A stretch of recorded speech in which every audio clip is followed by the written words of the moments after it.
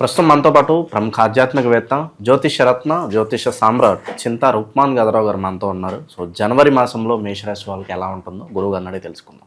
నమస్కారం గురుగారు. మాతృదేవోభవ పితృదేవోభవ ఆచార్య దేవోభవ. ఓం నమో మాందేశ్వరాయ నమః. సో 2026 మనకి మొదటగా జనవరి మాసం మేషరాశి వారి పరిస్థితి ఎలా ఉంటుంది, ఓవరాల్గా ఎలాంటి జాగ్రత్తలు తీసుకోవాలి, ఏలాంటి శనిలో ఉన్నారు, దాని తాలూకు ఇంపాక్ట్ ఏ విధంగా ఉంటుంది?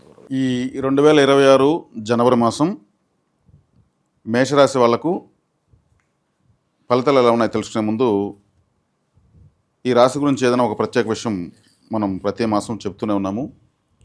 అందులో భాగంగా మేషరాశిలో రవిగ్రహం ఉండగా పుట్టిన వాళ్ళు అంటే జన్మజాతకంలో ఈ మాసం రవి 14వ తారీఖు ధనుసు నుంచి మకరానికి వస్తున్నాడు. అదే మకర సంక్రాంతి అంటారు. ఇది గోచరంలో వీళ్ళకి పుట్టినప్పుడు జన్మజాతకంలో మేషంలోనే రవి ఉండగా మేషరాశి వాళ్ళు ఎలా ఉంటుందని ఒక ప్రత్యేకమైన విషయం చెప్పుకుందాం. మేషం అంటే తల, కాలపురుషుడు యొక్క తల. అంటే వీళ్ళకి ఆలోచనలు ఎక్కువ, వేగంగా ఆలోచిస్తారు, అంతే వేగంగా లాభాలు నష్టాలు అన్నీ కలిపి చూస్తూ పోతూ ఉంటారు.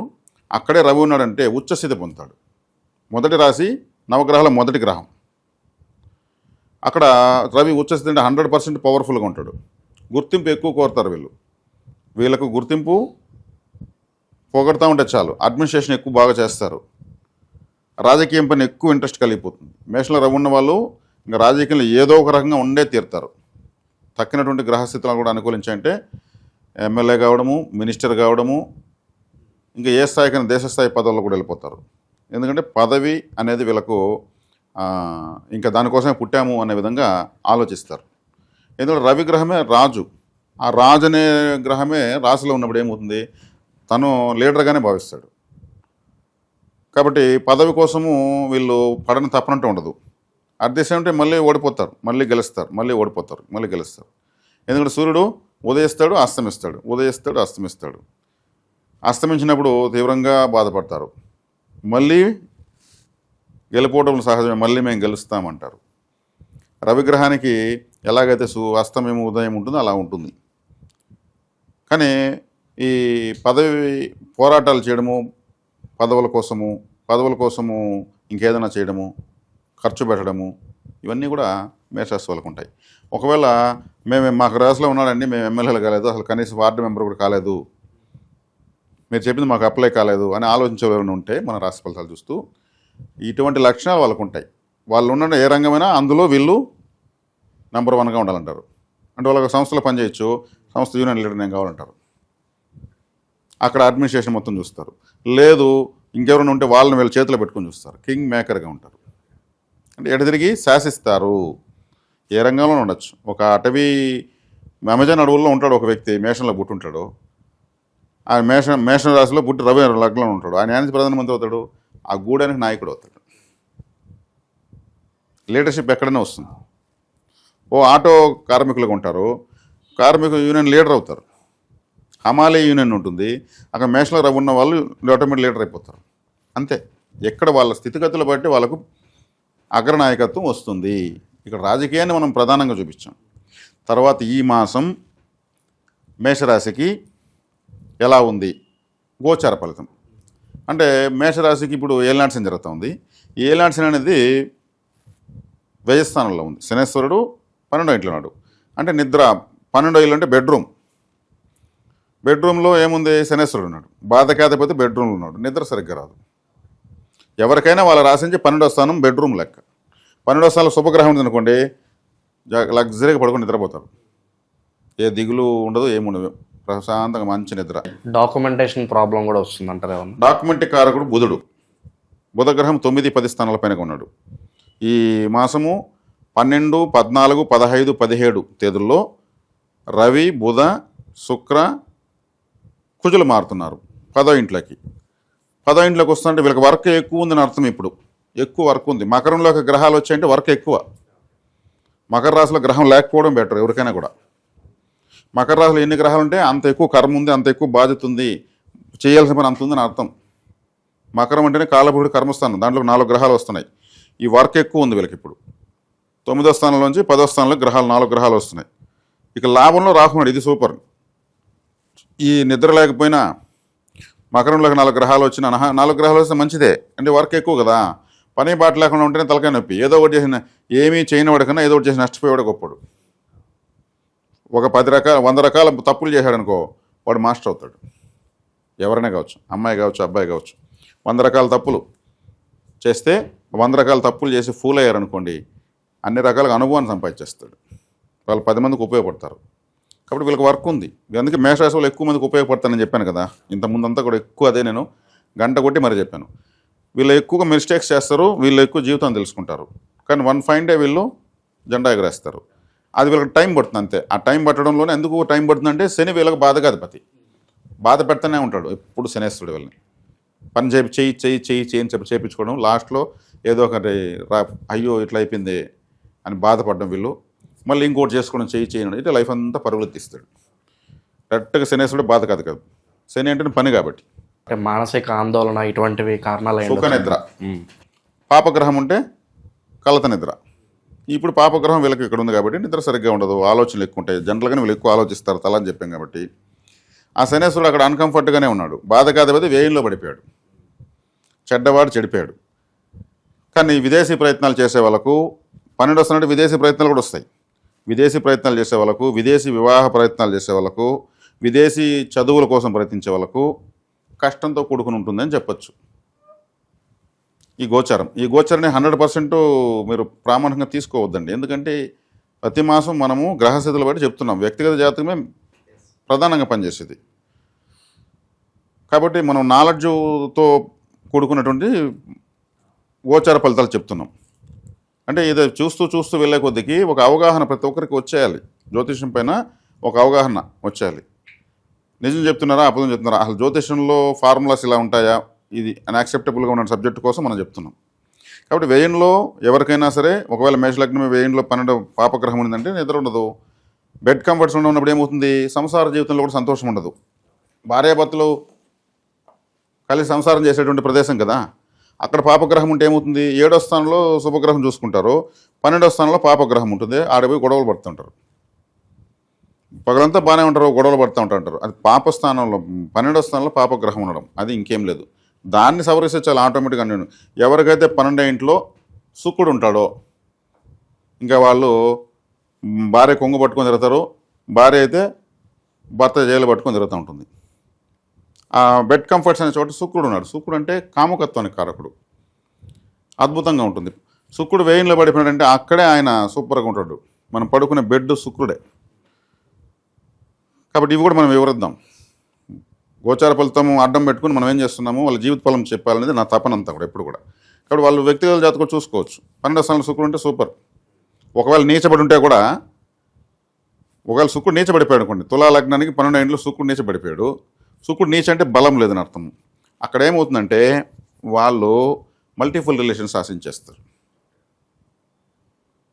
ఇంకా ఈ నీచం అంటే ఏమి, దిగజారుతారు.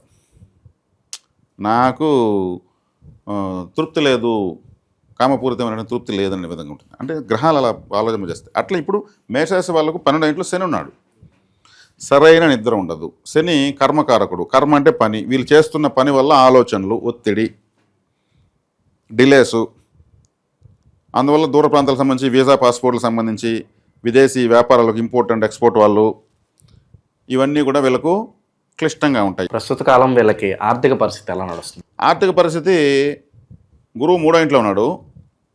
గురువు 3వ ఇంట్లో ఉండడం వల్ల వీళ్ళకు శని వ్యయంలో ఉన్నాడు, గురువు 3లో ఉన్నాడు.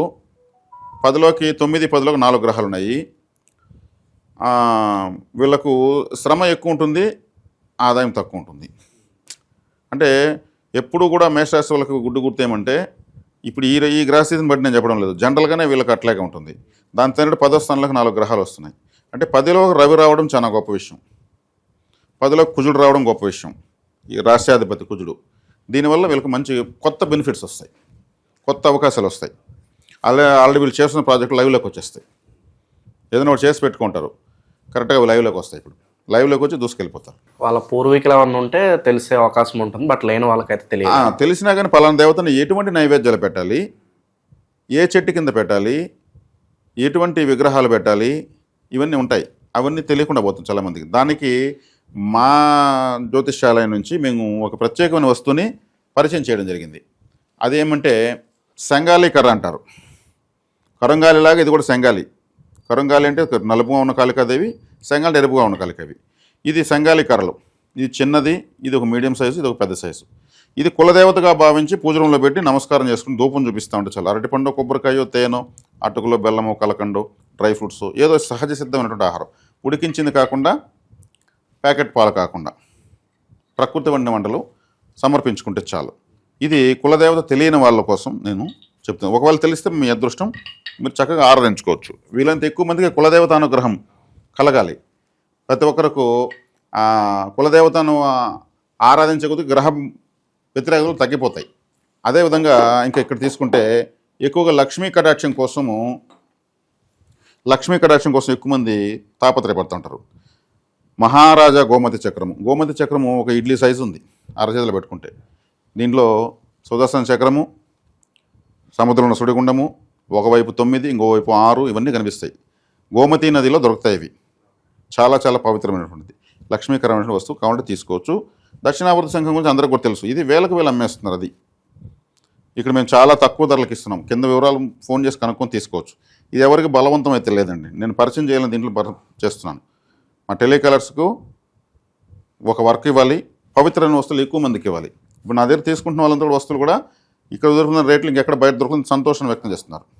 అందులో భాగంగా ఇస్తున్నాము, కాబట్టి తీసుకోవచ్చు. సో వివాహాలు, శుభకార్యాలు వీటి పరిస్థితి గురుగారు టైం పడుతుందంటారా? వివాహానికి బాగానే ఉందండి.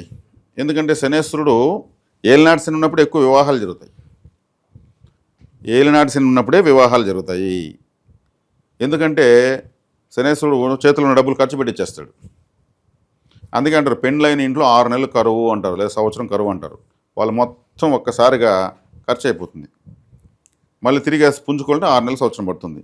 కాబట్టి ఏలినాటి శనికి వివాహానికి శుక్రుడికి గురువుకి సంబంధం లేదు. ఏలినాటి శని వచ్చిందంటే ఇండ్లు కడతారు, డబ్బు ఖర్చు పెడేస్తారు, పెళ్లిళ్ళు చేస్తారు, డబ్బులు ఖర్చు పెడేస్తారు, ఇంకేదైనా పెట్టుబడులు పెడతారు, బ్లాక్ అయిపోతుంది అమౌంట్, ఇంకేదన్నా షేర్స్లో పెడతారు, అది వీళ్ళకి అనుభవం లేకుండా అడిపోతుంది. అంటే డబ్బులు అనేది లాస్ అవ్వాలనేది టైం అనమాట. ఇది ఏదో చేసి డబ్బు బర్న్ అవ్వాలనేది వస్తుందన్నమాట. కాబట్టి ఈ ఏలినాటి శనిలో వీళ్ళకి పెళ్లిళ్ళు కావాలంటే అయిపోతాయి. పెళ్లి ఇల్లు కట్టాలన్నా పెళ్లి కావాలన్నా డబ్బులు దొరుకుతాయి. అంటే అప్పు అయినా కూడా మళ్ళీ కట్టాలి కదా, కాబట్టి పెళ్లిళ్ళు అవుతాయి, ఇబ్బంది లేదు.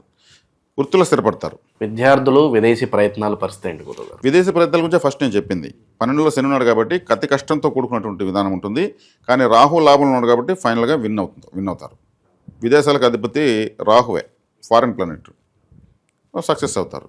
ఏలినాటి శని తాలూకు ఇంపాక్ట్ మరి తీవ్రంగా ఏమైనా బాధపడుతుంది అంటారా, పర్వాలేదు అంటారా, మోస్తారు గల జీవితం కొనసాగిపోవచ్చు అంటారా? మామూలుగా ఎత్తుకుంటే పండితులంతా కూడా నాలాగా జ్యోతిష్యులందరూ కూడా ఏలినాటి శని గురించి జాగ్రత్తలు చెప్తున్నారు.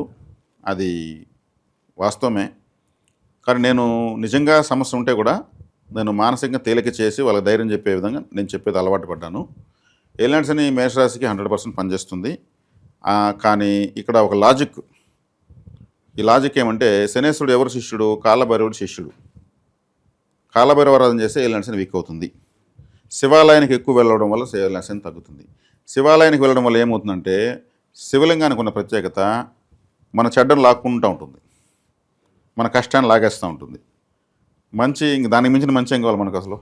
అందుకు శివాలయానికి వెళ్ళామా, ఓ అరగంట గంట కూర్చున్నామా, అలా పోయేసి నమస్కారం పెట్టేసి వెంటనే రావడం వల్ల అక్కడున్న బ్రీతింగ్ తక్కువ 5 నిమిషాలు పిలుస్తాం. ఒక గంట పిలిచామనుకో శివాలయంలో ఉన్నటువంటి ఆక్సిజన్ చాలా చాలా పవర్ఫుల్, అద్భుతం.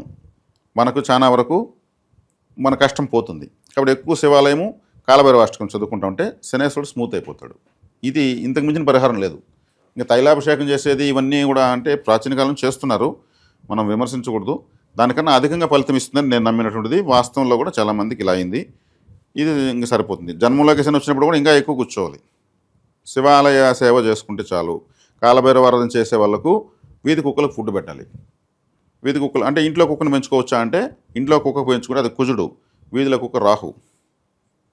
కాబట్టి రాహు వీళ్ళకి లాభంలో ఉన్నాడు, ఆయన మంచి ఫలితాలు ఇచ్చేదానికి సిద్ధంగా ఉన్నాడు. ఇంకా కూడా ఆయన మకరంలో పోయినా కూడా మంచి ఫలితాలు ఇస్తాడు. కాబట్టి వీధి కుక్కలు ఫుడ్ పెట్టడం, కాలభైరవాష్టకం చదువుకోవడం, వినడం, ఒకవేళ క్షేత్రం ఉంటే దర్శించడం వల్ల వీళ్ళకి సంపూర్ణ ఫలితాలు ఉంటాయి. ఏలినాటి శని కూడా వీళ్ళు ఎంజాయ్ చేయొచ్చు మన లాభాలతో. తర్వాత ఈ మేషరాశి వాళ్ళు ప్రత్యేకించి అంటే నేను అఖండ దైవిక వస్తువులని కొన్ని సమర్పిస్తున్నా, చాలామందికి పరిచయం చేస్తున్నాను. ఇందులో భాగంగా చాలామందికి కులదేవత తెలియడం లేదు అని నాకు అడుగుతున్నారు. కులదేవత అంటే వెంకటేశ్వర స్వామిని, కులదేవత అంటే ఇంకా నరసింహస్వామిని, వాళ్ళంతా యుగదేవతలు పరదేవతలు. కులదేవత అనేటువంటి దేవతను చెట్ల కింద పెట్టి పూజిస్తారు. ఏలినాటి శని ప్రభావం తగ్గడానికి ఏమన్నా వస్తువులు ఉంటే పరిచయం చేయండి గురుగారు మన వాళ్ళు. ఏలినాటి శని తగ్గడానికి కావాల్సిన వస్తువులు అనుకుంటే జ్వాలాముఖి. ఈ జ్వాలాముఖి అనేది 9 గ్రహాలను నియంత్రిస్తుంది. చేతులు ఇలా పెట్టుకుంటే చల్లగా అయిపోతుంది, మనకు బీపీ కూడా కంట్రోల్ అయిపోతుంది, రక్త ప్రసరణ బాగుంటుంది. ఇది మన అగ్నిపర్వతం పేలినప్పుడు లావా వస్తుంది కదా, ఆ లావా కరిగిపోయినటువంటి మెటలే ఇది, ఇంక వేరేం కాదు. ఆ అగ్ని జ్వాలలు వస్తాయి కదా, అందరూ జ్వాలాముఖి అన్నారు. దీన్ని తీసుకోవచ్చు, చాలా మంచిది. ఒళ్ళు నొప్పులు తగ్గడం, నిద్ర పట్టడం కూడా చెప్తున్నారు కొంతమంది. రక్త ప్రసరణ మీద పనిచేస్తుంది కాబట్టి ఇది తీసుకోవచ్చు. ఏలాంటి శని బాగా పనిచేస్తుంది. సో ఓవరాల్గా మేషరాశి వాళ్ళందరికీ ఈ జనవరి ఎలా ఉంటుంది, ఎటువంటి జాగ్రత్తలు తీసుకోవాలి, అద్భుతంగా వివరించారు. ధన్యవాదాలు.